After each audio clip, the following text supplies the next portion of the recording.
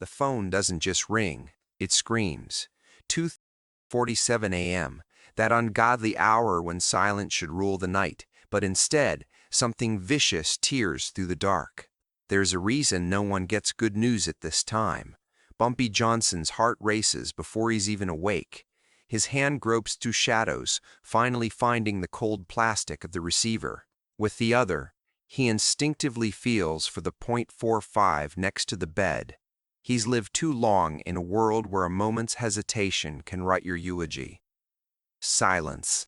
Then, breath, thick, uneven, stacked on top of itself. Multiple voices, all exhaling together in a way you only hear when men are crammed into a space too small and far too violent. 6 voices, maybe more, waiting. Then a voice slices through, slow and syrupy with a southern drawl. It oozes threat. "Mr. Johnson, you listening?" Bumpy, fully awake now, slowly rises. "Who is this?" The voice replies, "You'll know soon enough. For now, just listen." Shuffling. Weight dragging over concrete. A stifled sound like someone gagged, making noise beneath heavy cloth. Then cloth pulled away. Bump. The voice is cut short, swallowed by choking. But Bumpy knows that voice. Marcus Washington, broken and terrified. Nothing like the man who used to crack too loud jokes. Nothing like the man who glowed in every room. "Bumpy, they got me, they're gonna." The sound vanishes, jerked away. The southern voice returns, casual as a weather report. "Your friend Marcus made a mistake," he says, like he's explaining a parking ticket, not threatening a man's life. Wrong people, wrong words, wrong time. Bumpy's fingers close so hard around the .45 his knuckles shine white. "Where is he?" The caller chuckles. "Oh, somewhere you won't be getting to, not in time." Bumpy's voice turns into steel. "What do you want?" Pause. Then, "We want you to listen." Footsteps thud across wood, thick boots with purpose. "No, please, no, don't," Marcus pleads, his voice a rising tide of panic. Then a slosh, the unmistakable sound of liquid hitting the ground. Not water, something heavier, something nauseating, something flammable. The southern voice speaks again like a man smiling while gutting a deer. 10 gallons of premium gasoline. Your friend's standing in the middle of it. Bumpy's own breath catches. "You lay a hand on him, and I swear all," Bumpy begins, but the voice cuts him down. "We're not just going to touch him, Mr. Johnson. We're going to light him up like a birthday candle." Then, with giddy cruelty, "And you're gonna listen every second." A match scratches. Marcus screams, "Bumpy, help!" Then a roar, the gasoline catches and fire finds flesh. What follows isn't screaming, it's something less human, a sound born from pain deeper than language. The flames eat through him, skin, muscle, soul, all turned into raw agony. Bumpy presses the phone harder against his ear, desperate to catch anything that might lead him to Marcus. But there's only that hellish noise, and beneath it, laughter. 6 voices, distinct and delighted, like they're watching fireworks instead of murder. The voice chimes in again, calm and vile. This is what happens to colored folks who forget their place. Marcus is still screaming, but it sounds distant now, hoarse, butchered by smoke and pain. 4 minutes, the voice says, like he's timing a steak. First the skin peels off like paper, then the fat melts, then the muscles cook. By the end, he chuckles. "Won't even look human, just meat. All Bumpy says is, 'I'm gonna find you.'" His voice doesn't rise, it sinks cold and sharp. "We're counting on it," the voice replies. 6 white men doing God's work tonight, and we'll keep doing it. Every black man in Harlem who lifts his head, we're gonna burn him just like Marcus. The screaming on the other end fades, not abruptly, but like a dying fire, screams to whimpers to rasps, to the awful silence of a man who stopped existing. "He's done," the voice says, indifferent as static. 4 minutes, 8 seconds. Marcus Washington is dead, burned alive, and there ain't a damn thing you did to stop it. "You're wrong," Bumpy says. "Am I?" The voice mocks. "You know who we are. You gonna stop us?" A pause, then the voice leans in close, intimate and sour. "Name's Thomas Whitmore, sheriff once upon a time in Mobile, Alabama. Organized 17 lynchings. 17, no arrests. No apologies. That's how the world works, Johnson. White men rule, black folks swing." He memorizes every syllable like a prayer for war. "I left Alabama 'cause folks got soft talking 'bout justice and rights like those words meant something. Came to New York to teach the same lesson I taught down south. Rope or fire, it works the same. And then?" The wrong move, Whitmore gloats, not knowing the damage he just triggered. Bumpy replies, dead quiet, "Calling me was your mistake." Laughter bubbles through the line. "You think you can find 6 white men in a city this big? Good luck." Click. The dial tone bleeds into Bumpy's skull.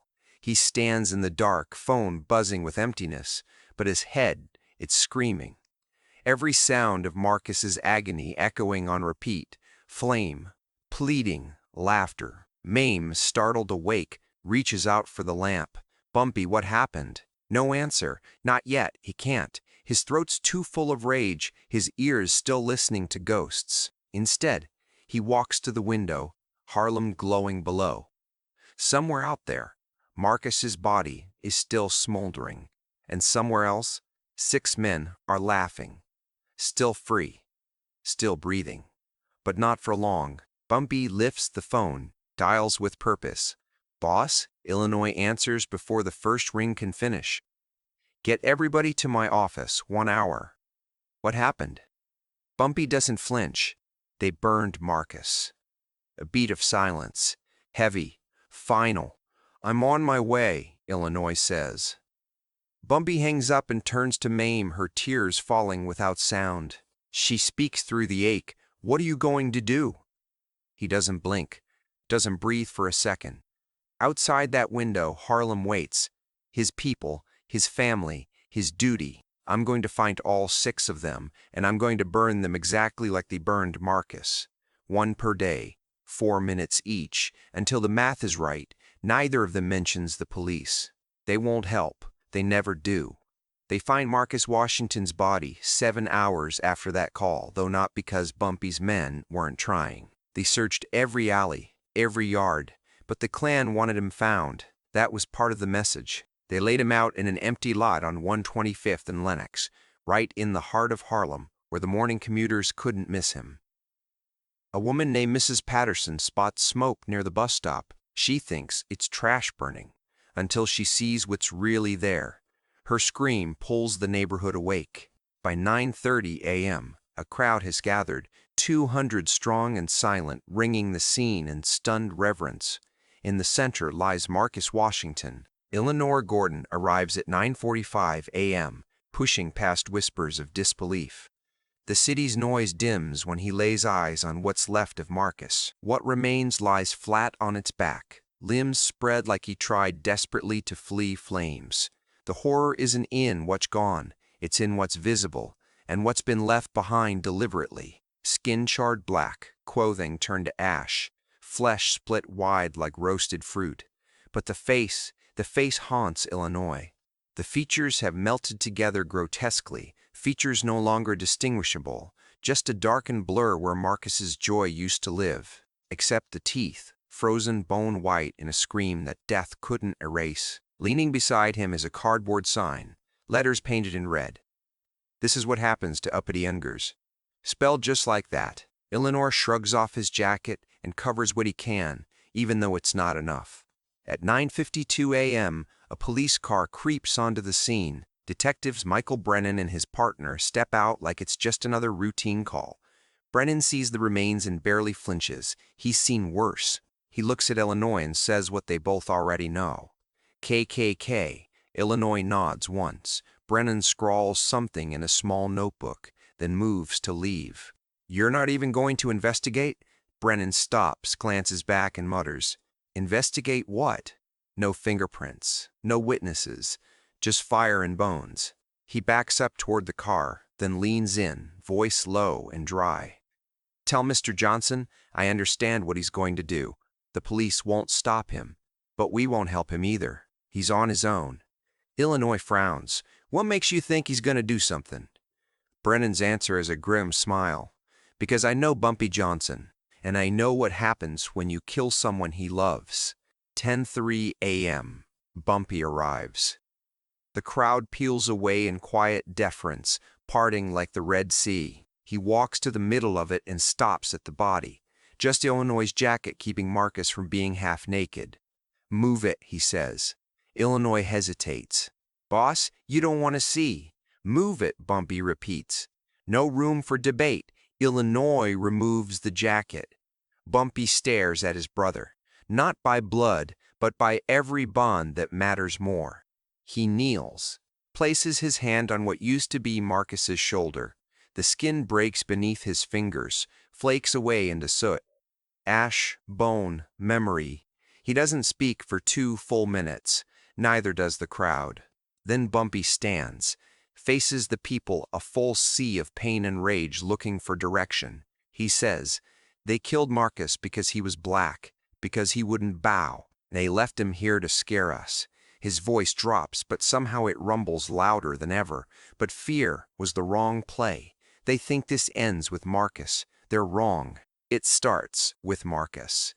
His words don't echo. They hit, heavy, final. The crowd doesn't cheer. They don't clap. They just absorb, because they know what's coming. War. March 15th to March 17th, 1943. Finding 6 white men in New York without the internet should be like finding a match in a forest. But Bumpy doesn't need Google. He has Harlem, and Harlem protects its own. Day 1, March 15th, Illinois heads to New York Telephone Company at 2 p.m. No appointment. He drops $500 in crisp bills on the manager's desk. A polite clerk named Patterson stares at the money for a beat too long, then says, "Let me check the records." 20 minutes later, an address. The call that shattered Bumpy's world came from a payphone in Brooklyn, corner of Atlantic and Smith. Illinois heads out. He shows photos of Marcus around to the small business owners, to workers on lunch, to night staff quacking out. Most say nothing. Don't see, don't hear. But a night janitor at a nearby plant remembers one thing: a white truck parked near the phone. Headlights off. 6, maybe 7 white men inside. He remembers only one thing clearly: they were laughing. Which direction did they go? Illinois asks. The janitor points south, toward Red Hook. Day 2, March 16th. Quick Jackson spends all morning asking whispered questions on the docks. A longshoreman named Jimmy recalls smoke rising from an abandoned warehouse on Van Brunt Street around 3 a.m. Thought someone was burning trash until the smell kicked in. Not trash, meat. Quick finds the warehouse. The door is hanging off its hinges.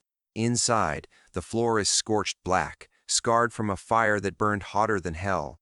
Cracks run through melted concrete. In the center, a warped belt buckle, half sunk into the ruined floor. Initials M.W. Marcus Washington. On the wall, drawn with desperate grease or coal, a burning cross. The Klan's rotten calling card.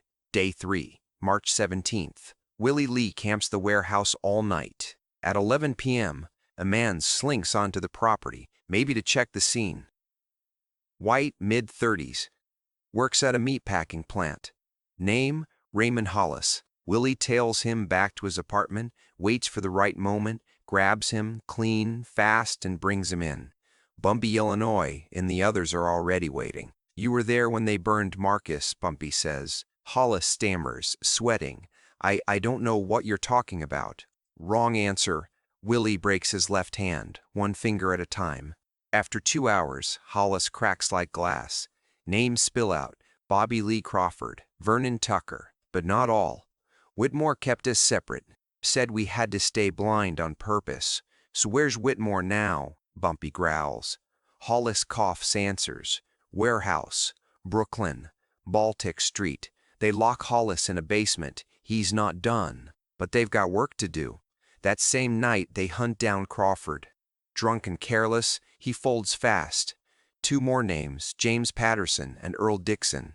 By March 17th, 3 days after Marcus's murder, they have everything they need.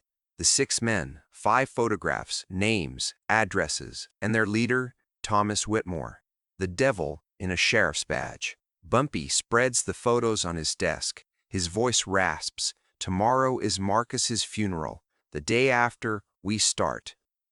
The morning of March 18, 1943, the Abyssinian Baptist Church is overflowing. 400 people packed shoulder to shoulder. At the front, Marcus Washington's casket remained shut tight. Angela insisted it stay that way. She didn't want her daughters to see what was left of their father. Sarah, just 9, sits beside her mother. Grace, only 7, keeps asking why Daddy can't come out of the box. Angela doesn't answer. How do you tell a child their father burned alive? You don't. You just hold them close and cry. Bumpy sits in the second pew. Mame on his right, Illinois. Willie Lee, Marcus Cole, and Quick Jackson form a wall around him. Their silence is volcanic. Reverend Adam Clayton Powell steps into the pulpit, voice rising with thunder. Marcus Washington was murdered, he says, emphasizing every syllable with a blow. Let's be clear, they didn't shoot him, or stab him, or fight him. They tied him up, poured gasoline on him, and set him on fire. For one reason, he was black. The congregation exhales like a single body wincing. They left him in our streets, Powell continues, as a warning, a message, meant to scare us. Amen, yes, Lord, say it again. His voice roars now, but I tell you, Marcus Washington did not die for nothing. His death will be answered. His killers will face justice, not courtroom justice, not police justice, but real justice. Then he locks eyes with Bumpy. No confusion in the church. Everyone knows exactly what he means. After the last hymn is sung and the casket loaded into the hearse, Angela follows it to Woodlawn with her daughters wrapped tight at her sides. Bumpy stays behind. The church empties around him, but he doesn't move. Illinois finds him alone, bathed in stained glass light. Boss, the men are ready. Bumpy doesn't ask how many, just says, everyone I asked for? Illinois nods. Bumpy stands slowly. Good. Tomorrow we start collecting debts. Day 1. March 19th, 1943. Raymond Hollis thinks he's safe, thinks Bumpy would let him walk after spilling names, thinks wrong. At 2 a.m., during a smoke break outside the Brownsville meat plant, Marcus Cole steps from the shadows and hits Hollis hard once in the throat. Hollis drops like meat. Quick and Willie throw him in the van. They drive to the death warehouse, the place where Marcus died, the place where the ghosts breathe smoke. They tie Hollis to a metal chair using cord so tight it cuts through his wrists. Then they wait. 8 minutes. When Hollis finally wakes up, Bumpy stands before him, calm and unblinking. You made me listen to him die. Hollis coughs, tears streaming. Please, they made me. I didn't want. You were there. You held that phone. You laughed. Willie walks in, metal gas can sloshing with menace, unscrews the cap. The scent floods the air like poison. Hollis goes wild. He screams, thrashes, offers a confession, a bribe, a plea. But nobody flinches. Bumpy steps forward, lights a match, same brand they used. He checked. This is for Marcus. The flame hits, the fire blooms instantly. Hollis howls as the gasoline ignites, his body turned to agony in under a second. Bumpy watches every second, times every second. 4 minutes, 12 seconds. Then silence.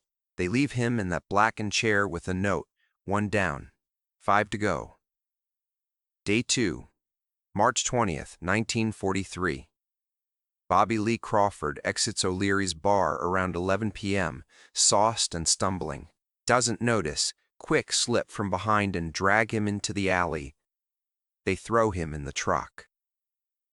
Drive straight to the Red Hook warehouse where another corpse still smokes in a chair. Crawford sees what's left of Hollis, vomits on himself. Illinois doesn't blink. You're next.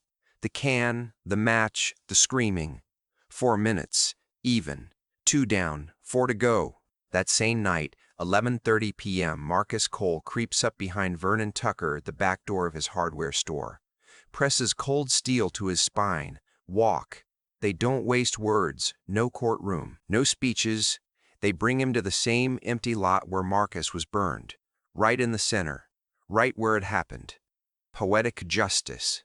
They tie him to a wooden chair, his own heart banging against his ribs. "I got 20 grand, Tucker pleads. "Teksh, yours." They don't respond. He changes to prayers. "Our Father, who art in heaven," but before he reaches "deliver us," Bumpy strikes the match. 4 minutes, 22 seconds. They leave Tucker right there, right where Marcus died, along with a note that reads, 3 down, 3 to go. Remember Marcus. Day 3. March 21st, 1943. They go after James Patterson. Quick, Jackson and Marcus Cole drive to his apartment just before midnight. They think this one will be simple. In and out. "Easy job," Quick mutters, picking the lock. But when they step inside, something's off. Too dark. Too quiet. Then the lights snap on. Patterson stands across the room with 4 other Klan thugs, grinning and armed. "You really thought I'd be easy?" Patterson chuckles. "I used to hunt runaways in Alabama. Tracking people's what I do." Then, chaos. Bullets tear through drywall. Quick dives for cover. Marcus gets to the door, lays down fire as he moves. One of them drops. Blood sprays the curtains. But then, a punch to Quick's chest. Feels like a sledgehammer. He falls, glassy-eyed. Marcus screams, fires back wild, less aiming than screaming through his gun. He hauls Quick out the door under a hail of bullets, hurls him into the back seat of their car, blood pouring everywhere. Floors it, flies through 3 red lights to reach Dr. Freeman's office, kicks the door open. "Doctor, help!" Freeman barely registers the scene before they throw Quick onto the table. Shirt soaked, chest shredded. The doc works fast, hands steady, but the blood doesn't stop. Quick's lungs are filling, drowning from the inside. Marcus pleads, "Can you save him?" Dr. Freeman says nothing, just keeps cutting, moving, trying, but finally he steps back, eyes resigned. Marcus meets Quick's gaze, fading, red, dying, his voice a gurgle. "Tell Bumpy, finish it for Marcus." That's all. That's his goodbye. At 11:47 p.m., Quick Jackson dies. Marcus, soaked in a friend's death, calls Bumpy with hands that won't quit shaking. "Boss?" The line crackles like thunder. "Yeah, Quick's dead." Silence. Empty. Swallowing whole. Patterson had a trap. We shot our way out. Quick took it to the chest. I got him to the dock. But he's gone. For a long time, all Marcus hears is breathing. Then, "Where's Patterson?" "I don't know. Ran when it fell apart." Bumpy's voice slices. "Find him. Find Patterson. And Dixon, too. Don't stop until you do. This ends." Day 4, March 22nd, 1943. Bumpy goes to Mrs. Jackson's house to tell her what no mother should ever hear, that her son Quick is gone, that he died fighting for something bigger. He stands in her living room, a man who's walked through fire, and says it plainly, "He fought for our people." She cries, of course she does. But then, she does something few could. She stands tall and wipes her eyes. "He knew what he was signing up for," she says. "He chose to fight. Now you finish what he started." That afternoon, 12:30 p.m., Bumpy is leaving the cemetery when his phone rings. Illinois is on the other end, voice tight with urgency. "Boss, your club, it's on fire." Bumpy drives like a madman and arrives to find chaos, flames tearing through 107th Fire truck screaming, sirens howling. The Rhythm Club, his place, is engulfed. People are hurt, rumors already spinning. Detective Brennan pulls him aside, grave expression carved in his face. "They planted a bomb, went off at noon. Klan left a note, and the feds are sniffing around." FBI agent Morrison shows up minutes later. Mid-40s, looks sharp, smells like trouble. "Mr. Johnson," he says, tone clipped and direct. We've had 5 Klan members burned alive since March 15th, all killed the exact same way Marcus was, and now your club explodes? Interesting coincidence. Bumpy doesn't blink. Coincidences happen. But Morrison steps closer, invading the air between them. Not like this. I know what you're doing and I can't let it continue. You have 48 hours. After that, I arrest you. Bumpy tilts his head. On what charge? Morrison smiles with zero warmth. Murder. I'll find evidence. You're not as invisible as you think. Then he turns and walks away like he already owns Bumpy's name. At 2 p.m., the phone rings again. Caller ID tells Bumpy everything he needs. Thomas Whitmore. The voice slithers through the line with smug pride. You killed 5 of mine, so I took 1 of yours. Burned your club. You lost this war, Mr. Johnson. For every 1 of mine, Whitmore drawls, I'll kill 10 of yours. Burn Harlem down to cinders if I have to. Bumpy doesn't answer right away. He doesn't have to. His hatred's breathing through the line. Whitmore thinks it's fear. It's not. Bumpy hangs up, turns to Illinois. FBI clock's ticking. Whitmore's after civilians. No more waiting. We kill him. Tonight. Tomorrow if we have to. But this ends. Illinois nods. We still don't know where Patterson and Dixon are hiding. Then Bumpy says what flips the script. Then we make them come to us. Day 5. March 23, 1943. Harlem buzzes with one rumor and one rumor only. Bumpy Johnson is going to Marcus Washington's grave. Tonight, 8 p.m., alone, unarmed, mourning the brother he lost. Anyone with half a brain knows it's a trap, and that's exactly the point. Patterson and Dixon won't resist the bait.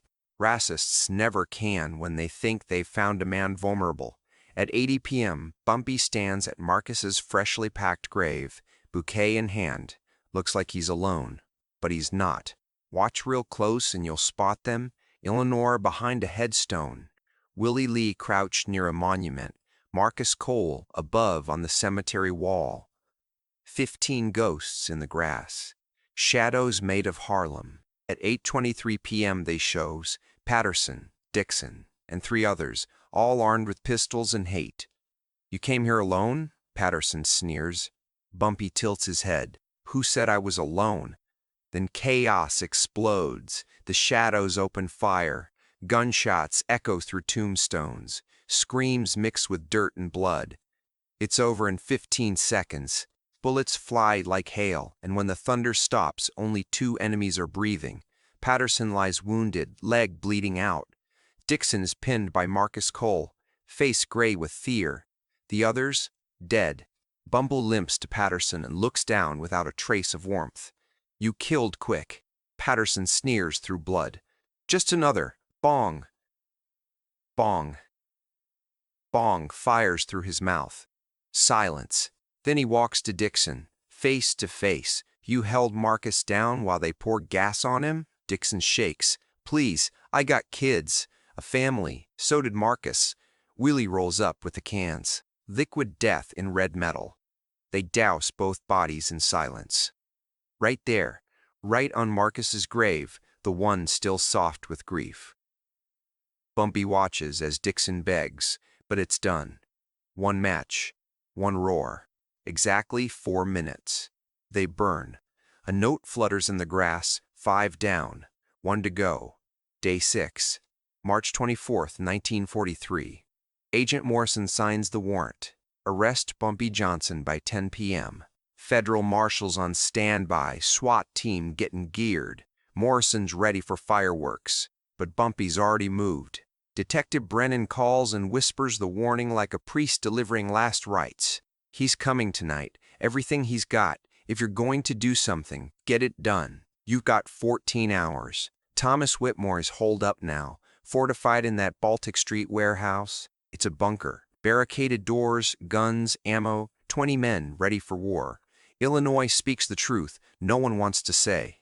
Boss, we can't breach that place. We'd lose half our crew just getting in the door. But Bumpy's already got the kind of plan you can't vote on. We're not going in, he says. We're making him think I'm surrendering. Bumpy picks up the phone and dials the warehouse. When Whitmore's molasses-thick voice oozes onto the line, Bumpy lets it drop like a bomb. I win. I surrender. Silence, then a long, skeptical chuckle from the other side. You think I'm stupid? Bumpy stays calm. The FBI's coming for me tonight at 10. If they arrest me, this ends on their terms.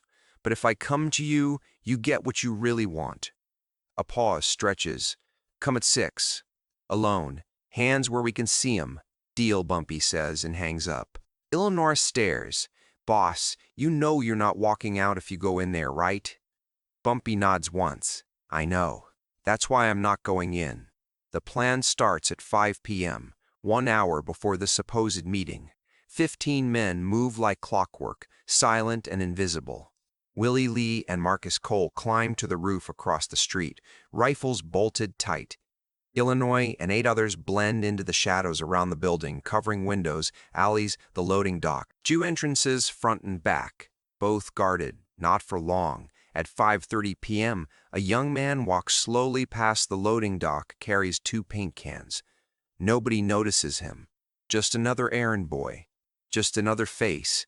But when he sets those cans down beside the wall, lights a cigarette, and casually walks away, things start ticking. The fumes from the cans soak into the wood. Gasoline, not paint. That boy? He's Quick Jackson's younger brother. Nobody knew. At 5:45 p.m., 3 more men dressed as dockhands roll barrels up to the north wall. Casual. Routine. Like they belong there. No one stops them. Barrels full of machine oil, also gasoline, stacked neatly like gears in a death machine, the wall practically begging to catch fire. At 5:55, Bumpy picks up the phone again and calls the warehouse. I'm outside, he says. Ready. Whitmore's voice is giddy. Come to the front door. Hands up. Bumpy pauses. One thing. Did Marcus suffer? Oh, he screamed, Whitmore says proudly. 4 whole minutes. Bumpy's voice is a whisper. Good. That's how long you'll burn. What did you say? But Bumpy's already hung up. 6 ETM. 4 Molotovs smash through the warehouse windows, 2 from the roof above, 2 from the shadows below. In seconds, the walls catch. The gasoline-soaked slats erupt in orange waves. Then the barrels go off one after the other, booming like thunder, splitting the ground beneath the north wall. Panic explodes inside. Whitmore's men rush for the exits, but every door is fire. The front is engulfed, the back engulfed. Smoke blackens the air. Men pound on doorways, choking, screaming. Half run toward windows, only to be sniped clean off by Marcus and Willie. 1 shot, 1 fall, 1 less racist breathing. Whitmore charges toward the loading dock, using his jacket to beat down flame. But he can't reach oxygen. The fire's faster. The smoke chokes harder. Inside, hell is real, and no one's getting out. Bumpy and Illinois stand across the street, watching as the barn-red glow devours everything. The screams are unbearable. But Bumpy listens anyway. 4 minutes. Just like Marcus. The flames scream louder than the men, then softer, then nothing. By minute 8, the roof collapses, swallowing the last voices in a rain of sparks. 6:14 p.m., and Whitmore's kingdom is dust. At 6:30, fire engines arrive. Late, too late. They drown the ash in water, cool what's already dead. When they finally breach the smoke-black walls, they find 12 bodies, none recognizable. Just fire's signature, carbon and silence. But among the mess, melted to his belt, lies a single badge, brass, warped, but readable. Thomas Whitmore, Sheriff, no more. At 7:15 p.m., FBI agent Morrison steps out of his car and takes it all in. Flames still lick the corners. Detective Brennan walks him through the scene with cool detachment. Looks like a wiring fire. Old building. Morrison's face is unmoved. This was Bumpy Johnson. Brennan shrugs. Got proof? Morrison scowls. Don't need proof, I know. Still, he says nothing else. Proof isn't knowing, and knowing isn't evidence. Morrison glares into the cinders. You're protecting him. Brennan doesn't blink. I'm closing cases. If you want to open a new one, go ahead. But you won't find anything. Morrison wants to scream, but doesn't. Because Brennan's right. He leaves while behind him, the bones of the Klan's Northern Empire turn to steam. Justice. Not courtroom justice. Not badge and gun justice. But justice nonetheless. March 25, 1943. The New York Amsterdam News runs a tiny blurb on page 4. Barely worth a glance. Warehouse fire in Brooklyn kills 12. Nobody outside Harlem blinks. But inside Harlem, everyone knows. They read between the lines. They remember. March 28, 1943. Angela Washington walks the soft earth to her husband's grave. Beside her, Sarah and Grace play in the breeze, too young to understand what was lost, but not too young to sense power in return. Someone has already left white roses, Marcus's favorite, Bumpy's flowers. She knows, and she waits for him. At 20 p.m., Bumpy appears, flowers in hand, eyes heavy with ghosts. He sees Angela and stops, ready to turn away, but she waves him over. They sit for a long time without words, just shared wait. Then she asks softly, "They're all dead?" "Yes, and Quick Jackson? He died helping me." Bumpy's face twists in regret. "That's on me." But Angela doesn't let that stand. "No, that's on them. Quick chose to fight. Don't carry guilt that isn't yours." She calls her girls. "Say goodbye to Uncle Bumpy." They hug him tight, arms small but full of warmth. As they walk off, Bumpy kneels by the headstone and lays his flowers beside the roses. The engraving reads, Marcus Washington, 1908 to 1943. Loyal, brave, unforgettable. Brother in all but blood. He stays for 20 minutes, lost in memories, fury, and fire, then walks away. The KKK tested Harlem 3 more times after Marcus Washington died. Once in 1945, 1 member disappeared. In 47, 2 were found burned. In 49, an entire chapter dissolved after their leader got a chilling phone call. Only 5 words. Remember Marcus Washington. Remember fire. By 1950, the Klan didn't come anymore. Not because of the law, because of Bumpy. 6 men burned Marcus alive, forced Bumpy to listen to 4 minutes and 8 seconds of agony. In return, 6 days later, every one of them was dead, burned the same way, with them 9 others. Not rage, not revenge. Balance, mounts, math, justice. The kind no police officer delivers, the kind measured in gasoline, flame, and memory. It cost Quick Jackson his life. It cost 15 men theirs. That phone, the one that rang at 2047 a.m., still rests beside Bumpy's bed, same number. But it never rang like that again, because something was learned that night. You don't threaten Bumpy Johnson. You don't make him listen to a friend burn. And you never, ever light a match in Harlem and expect to live.